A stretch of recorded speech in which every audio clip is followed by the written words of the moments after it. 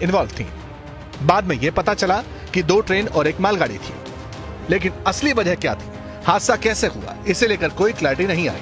हालांकि जब ABP news ने रेलवे अधिकारियों से बात की तो एक मैप सामने आया।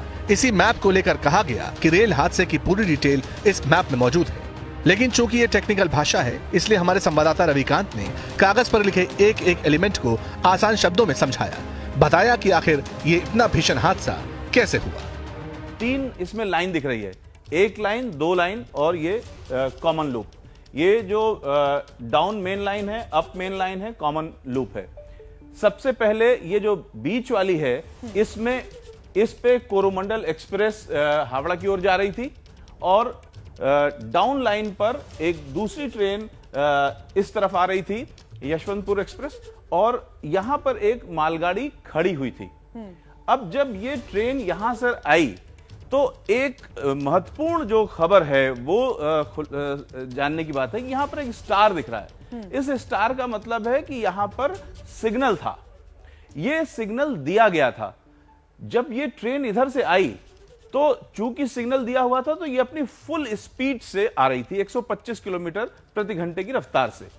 यहां पर एक कैची होती है, जहां पर ये तीर का निशान आप देख रहे हैं, एक तीर का निशान के साथ एक लकीर है जो इस लाइन से इस लाइन को जोड़ती है।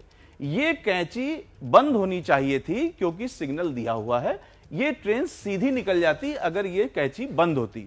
चूंकि सिग्नल तो दे दिया गया लेकिन कैची खुली रह गई और ये कैची इस लूप लाइन की ओर इशारा कर रही थी, यानी इधर की ओर रेलवे लाइन को ले जा रही थी।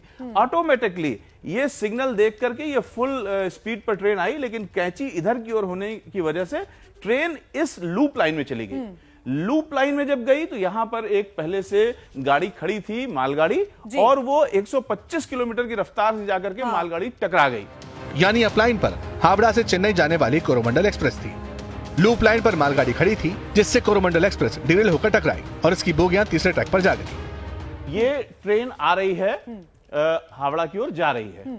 कैची यहां पर है, कैची खुली है।